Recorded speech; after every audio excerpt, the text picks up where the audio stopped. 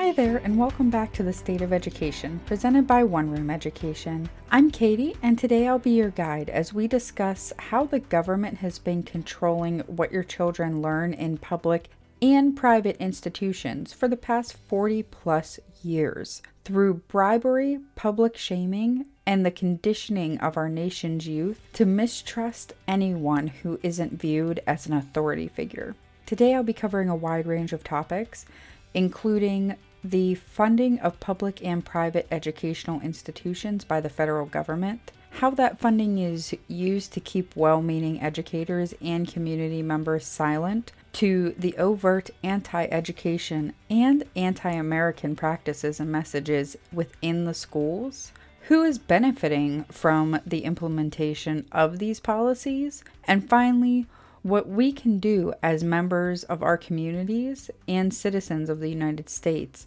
to start correcting this problem. So come on in and have a seat while we discuss the government's war on real education, Part 2, Recent Changes and the Idea of School Choice.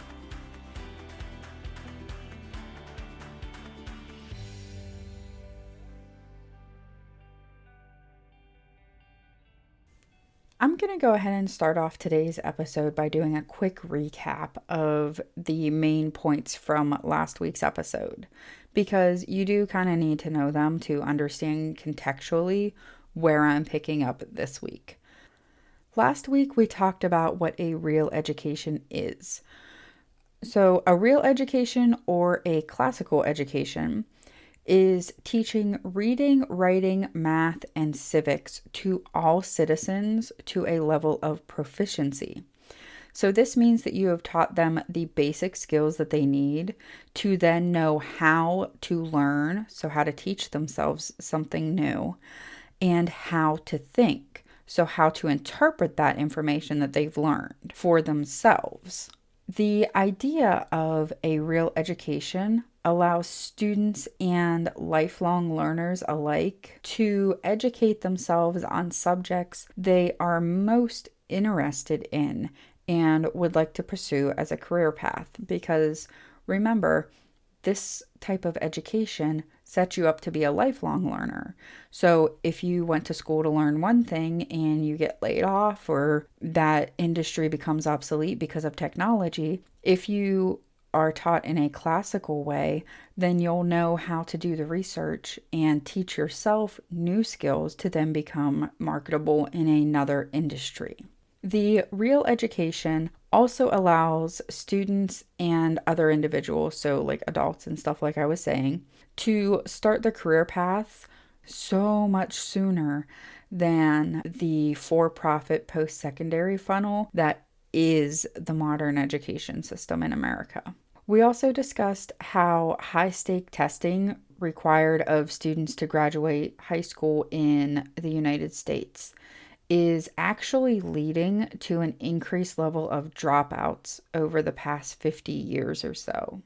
So, what is the government that we pay literally billions of dollars to fix issues like this for us, according to their own websites and reports, doing about these issues? Well, as with most issues the government gets involved with, it has decided that the answer is, that's right, just throw more money at it. Well, throw more money at it, that has to make it work, right? Because we all know that the definition of insanity is doing the same thing over and over again and expecting different results. Fun fact, that quote that pretty much everybody I know knows is by Albert Einstein. There's no actual evidence that links Einstein to that quote. That's right. There you go. That's your state of education random fact of the day. Hope you enjoyed it. That's going to be the one thing you remember out of this entire episode, and I know it. So if it is at the end of the episode, if the only thing you can actually remember is that Einstein didn't actually say that quote, please make sure to leave me a comment on one of my social medias about it. let's go ahead and start breaking down some of the spending for the 2018 to 2019 school year. According to the NES, there was $13,187 spent per student in public pre-K through 12 schools. That means that each student in the United States who attended public school received a bare minimum expenditure of that amount. Since this is only the federal government's contribution and doesn't include the state or local funding. If you take this amount and multiply it by the number of public school students we found for 2020 in the last episode, there were 49.4 million public school students. You get roughly $651,437,800,000 spent on educating students who attend public schools throughout the United States. According to the same NCES report, again, that's available in the show notes over at one-roomeducation.com if you want to take a look at it, the total expenditures for public schools K through 12 in the US were, dude, I can't even get my head around this number. Ready? $667 billion. That's the total expenditure on K through 12 public schools only by the federal government in 1 year. That's 1 year. That's so much money. So that means that we, as the taxpayers, right? Because where's the government get their money? Through taxes. We, as taxpayers, paid $667 billion to educate the youth of America for 1 year. So when I saw that number, I was like, wow. Obviously, you hear I'm still a little fired up about it. But I really was wondering what they include in the per student spending. Because per student spending can mean different things depending on which state you're in or which district you're in even. So I found this amazingly informative post on governing.com that explains what's included in the general per student spending. And it breaks it down by federal government, state governments, and districts. So like the District of Columbia. And according to this governing.com post, the per student spending includes the following: instructional employee salaries and benefits, pupil support, instructional staff support, general administration costs, school administration costs, and everyone's favorite category, other. Whatever falls under other. You know, if you've done anything with accounting, you know that other is your favorite category. If you want to see this information on the governing.com statistics and their breakdown of the numbers, I believe it's for the 2018 school year, I will make sure to go ahead and have that linked again over at one-roomeducation.com for you in the show notes for this episode. According to the NCES report that we were just talking about, there were roughly 3.2 million public school teachers in the U.S. for that same 2018 to 2019 school year. Now, you have to remember that this is only the federal government's contribution that I've been talking about so far. This doesn't include state or local fundings at all. So the total amount of funding provided to public schools in the United States is $667 billion from the federal government, plus the funds allotted by the respective state and local governments.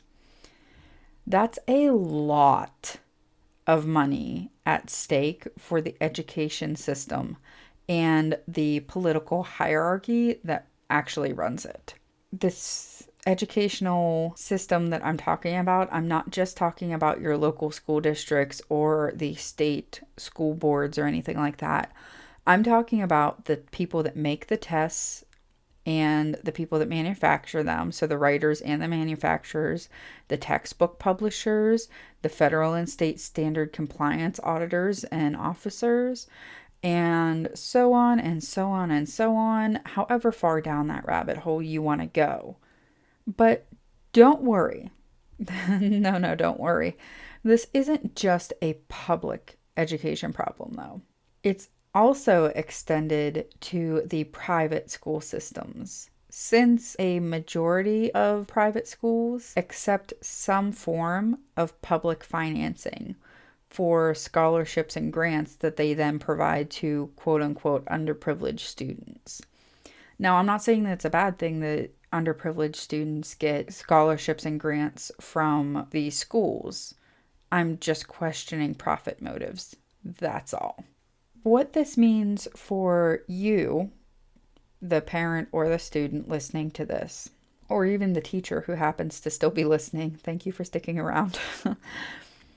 This means that the same people who ensure that the public school teaches compliance and obedience also ensures that the private schools do too.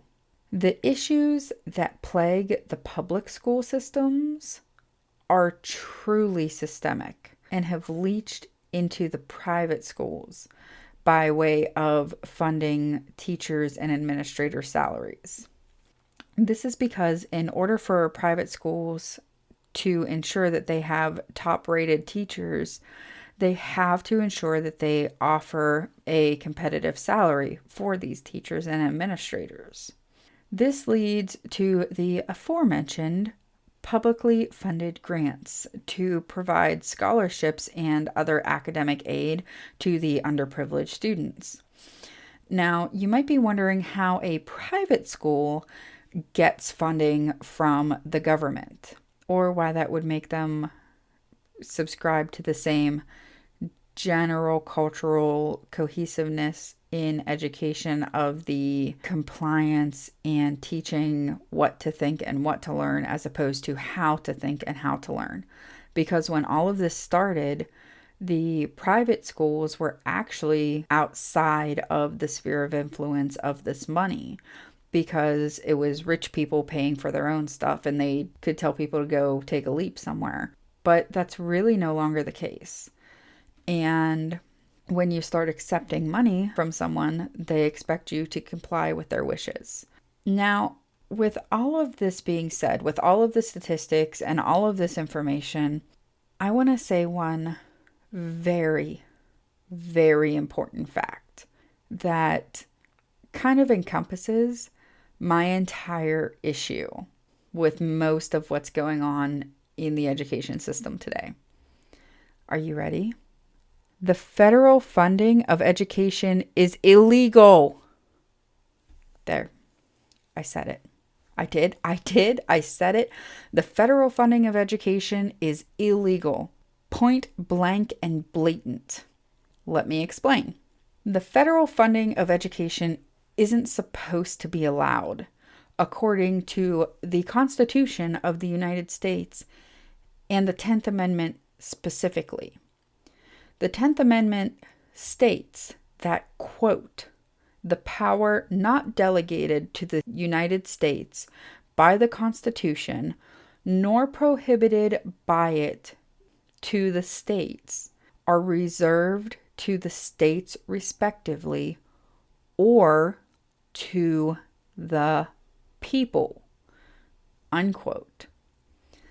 This means that any responsibility that is not explicitly stated in the Constitution as the responsibility of the federal government or not the responsibility of the state was supposed to be handled by the individual states. So, what's my issue with this? Okay.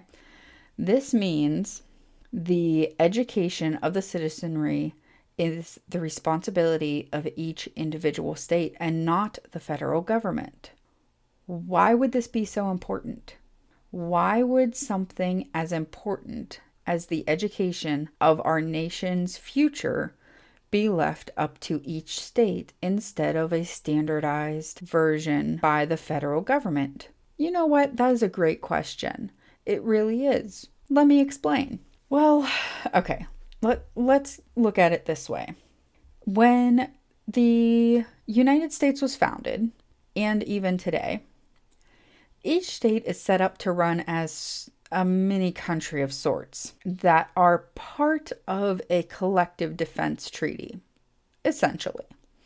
Think like the modern day EU, right? You have these individual legacy countries like UK, well, not the UK anymore, France, Germany, Italy, Greece. So all of these countries that we know by themselves are all part of the EU. Why would they be members of the EU? For economic and defense benefits, supposedly, anyways. That is the exact same general setup that the United States is supposed to have. You have the member states, so all 50 states, and you have the overarching body that holds those states together in economic issues and in defensive issues. That's the US federal government. Now, this is also the reason why you hear that you'll hear whenever they talk about the economy of the United States, right? They'll say that California alone has the fourth largest economy in the world by itself. But they are politically run very, very differently from the coal mining country of West Virginia, Ohio, and Pennsylvania that fuel the electric plants to enable the economic growth in California. You see, the needs of the Californian economy are very different in regards to education than they are in, say, rural Kentucky or Virginia. So the states are supposed to have the autonomy to teach their own students the necessary skills and information needed to succeed in their local and regional economies, not that of the large population centers of California, New York, Chicago, those places, because the founding fathers understood that not everyone is going to live in these large population centers, that it was going to end up being a mixed economy in the United States, and that each individual region, because of geography mainly, but for some other reasons as well, each individual region was going to have their own educational needs. So that's why the education system was originally set up the way it was, and why the education of the children of the United States was left up to the individual states and not the federal government.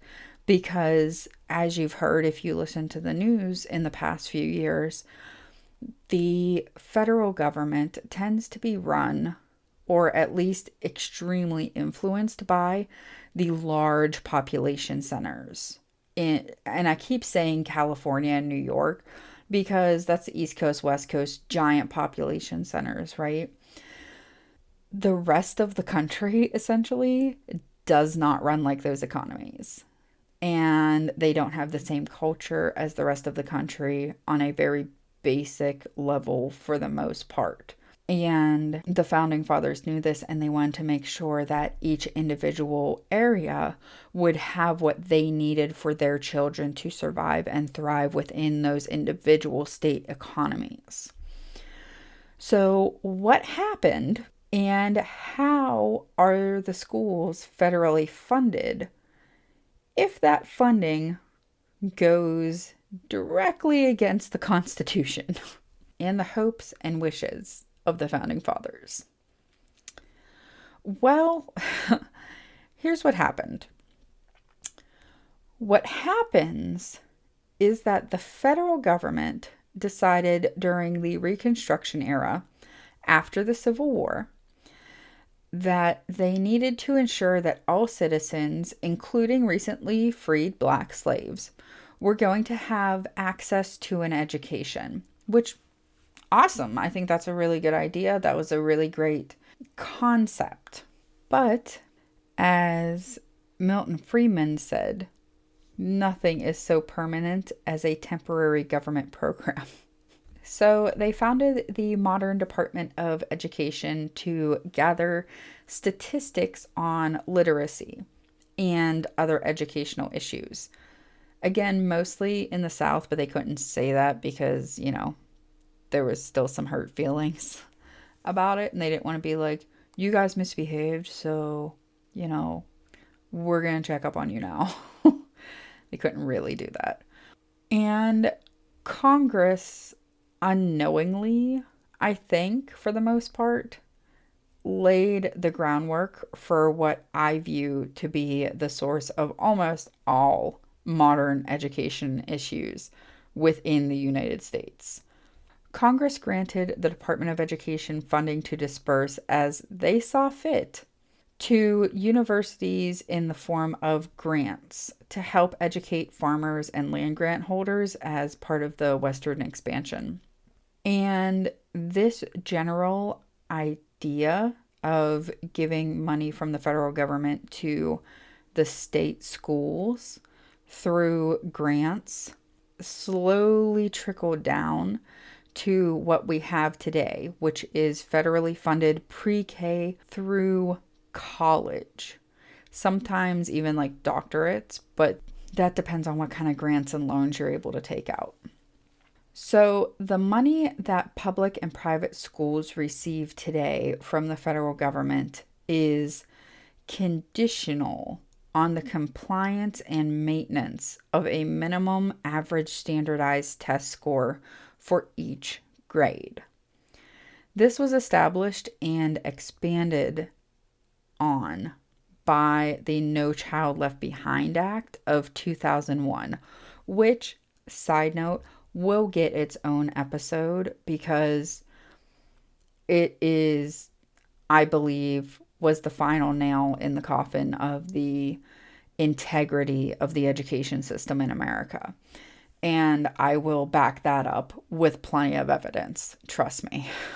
But that's an episode coming up. So make sure that you go ahead and hit that subscribe button or follow me on whichever platform you happen to be listening to me on so you don't miss that when it comes out.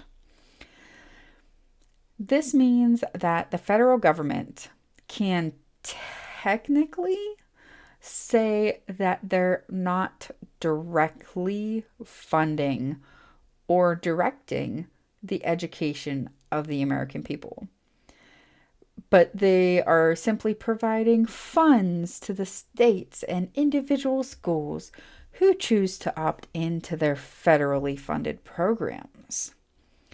Because remember, participation in these programs is optional.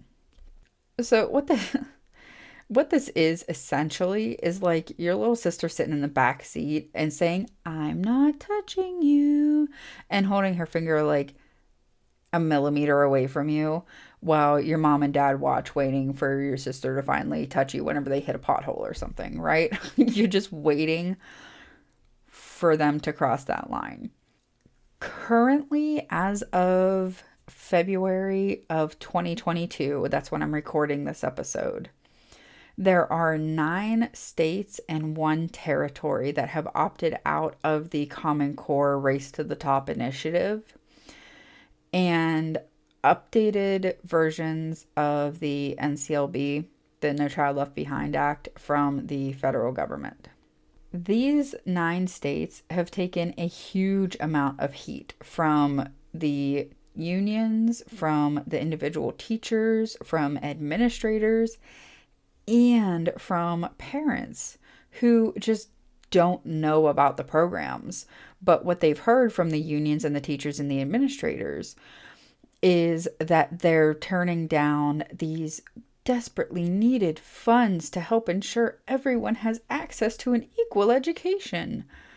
Well, like I said earlier, that's just not how our system was set up to work. And I feel that it's not how it should work either. Not the fact that everyone should have equal access to an education, because that should be. But the federal government is not the ones that should be ensuring that access. It should be the state and local governments. But more on that later. Like I said, I'm doing a whole episode on the No Child Left Behind and Common Core specifically. So again, make sure to subscribe so you don't miss that in-depth, dedicated episode to those issues and how they control our current education system. At this point in the episode, you're probably thinking, Katie, if all the numbers are so bad, then who is trying to keep this going? Because I know my kids' teachers wouldn't want to keep this going if it was really that bad. Well, you're kind of right. So essentially, it's the teachers' unions and politicians who are working together to fund the schools as public for-profit institutions. So essentially, teachers' unions and politicians are working together to fund the schools as public for-profit institutions, where the people at the top get paid more and more money, and the politicians keep getting elected to make the situation quote unquote better. But the teachers, the individual in classroom teachers, and the students keep kind of getting left holding the bag, right? Because while the political upper administration and unions of these schools work with politicians so they're both making money, the teachers and the rest of the support staff and the students are the ones who end up suffering, because the money that's supposed to be going to them for classroom supplies and textbooks and I don't know, an air conditioner in Arizona, I don't know, stuff that the money should be going towards is going towards paying other things. Specifically, these people in the political realm of education. And it really ends up starting to affect the quality of teachers that you are able to get in the classroom, because teachers pay for supplies and activities out of their own pockets, while students are left trying to figure out why what they're learning in school isn't actually helping them at all in their real lives. We as teachers have all had that high schooler at some point that has said, why do I have to learn algebra 2? Or why do I have to learn calculus? Or why do I have to learn who Napoleon Bonaparte was? Because this has nothing to do with my real life and I've got bills to pay, right? So it really creates this tense atmosphere that you then expect kids to learn in. And it's never a good combination. So now that we know what the problems are, how can we possibly begin to fix it? Because if the problem starts at the base level with the teachers' unions, the political teachers' unions, and local politicians, and goes all the way up to the federal government and a federal bureaucracy that employs hundreds of people, how are we possibly supposed to fight this? Well, it is going to be a daunting task, but I want to give you hope, because it is absolutely doable. And what it's going to take is it's going to take parents like you and students like you. And yes, you, the teacher who has, God bless you, stuck with me till this point, to stand up and advocate for these things that I'm about to talk about. Because if you don't stand up and advocate for them, you can't expect other people to do it for you. And you are the ones that have your students and your children's best interest at heart, and no one's going to advocate for them as well as you can.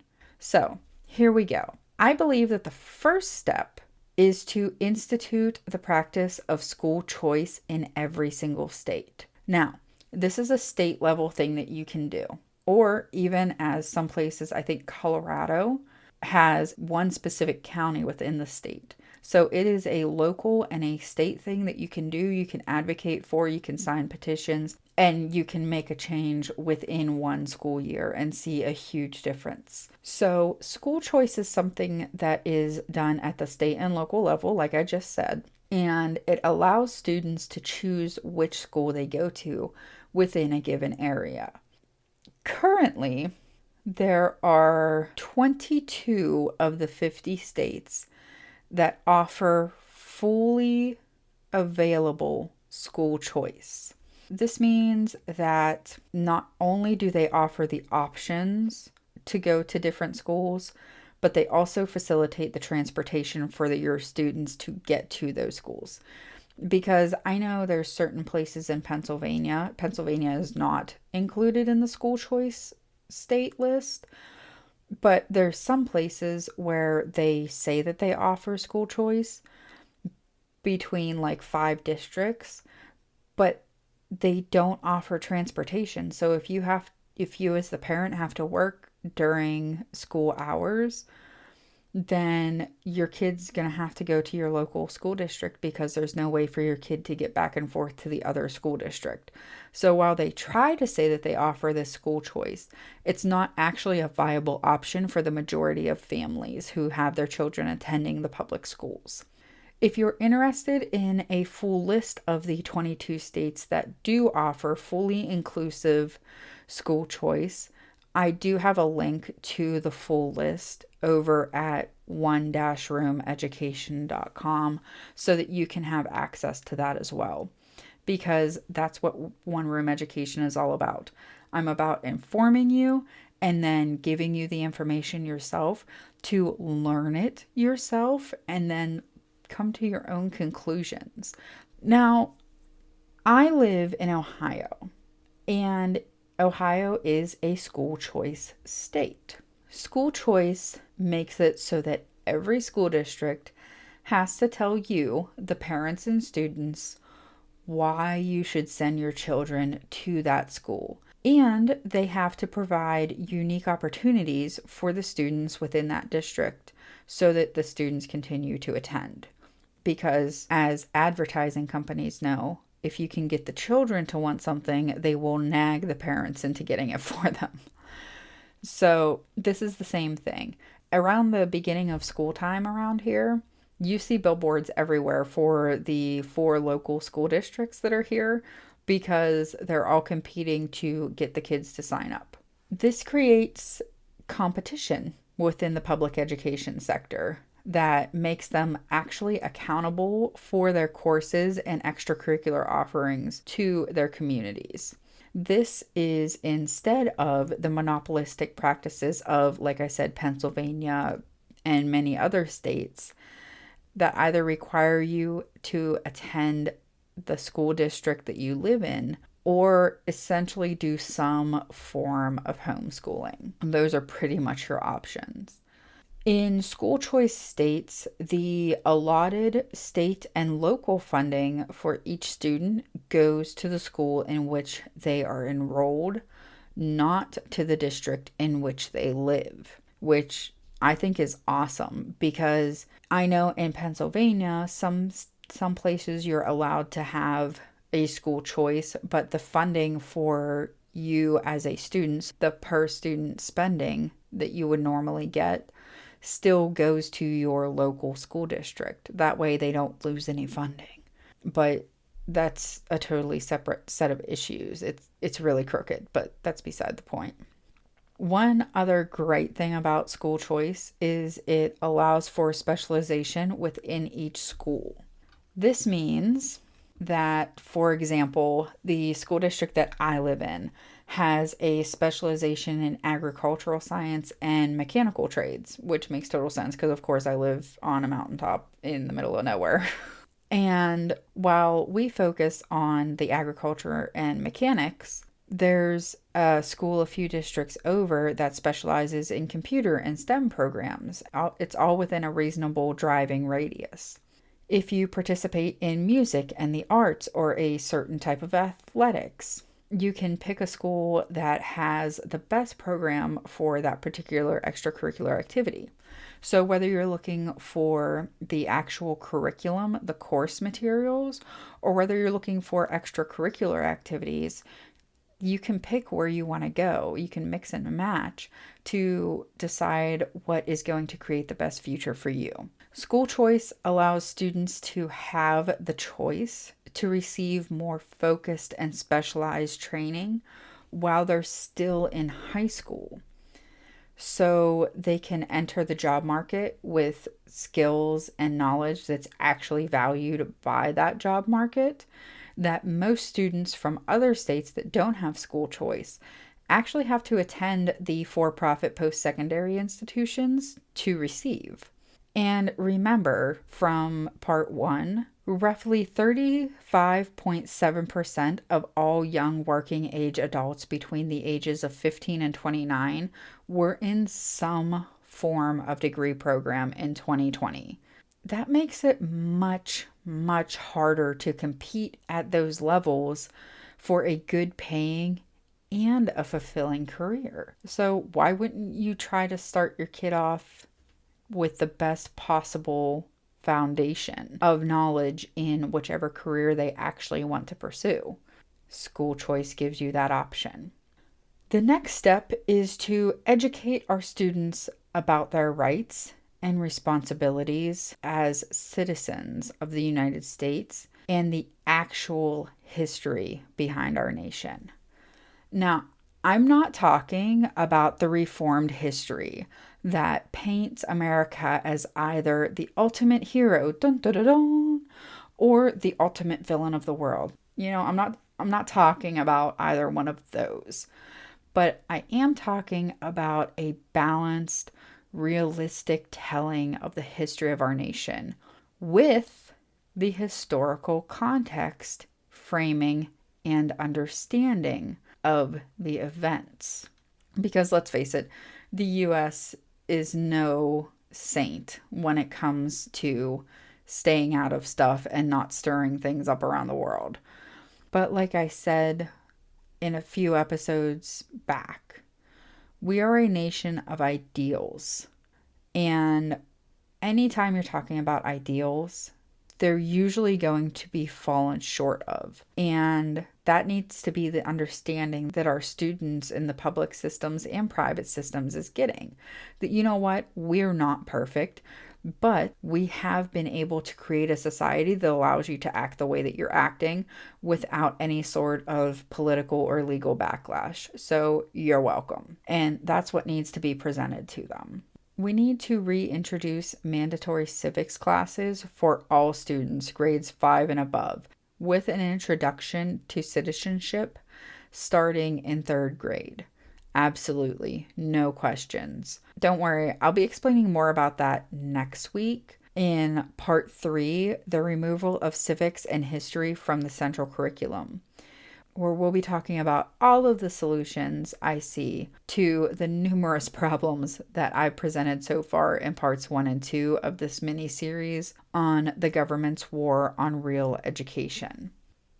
I wanted to take a minute to say thank you so much for joining me today and sticking with me through the last couple of episodes. And I appreciate you being here to be part of the solution and how to fix the broken education system in America. Because while I've thrown a lot of information at you and a lot of depressing facts, if I'm being completely honest, and I'm totally aware of it, my goal is to show you what's going on, give you the context of what's going on, and then I'm going to empower you on how you can take steps to make this better in your own community. It doesn't matter if you're a parent, it doesn't matter if you're a student, it doesn't matter if you're a teacher within the communities. Every single member of a community creates the culture of it. And you, as a member of that community, have a say in the direction that that community's culture takes. If you enjoyed yourself at all today, please make sure that you're subscribed on whichever podcast platform you happen to be listening to me on right now.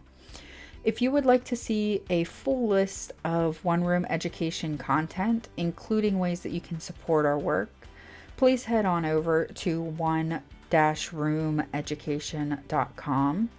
Again, that's the word one, ONE-room education.com.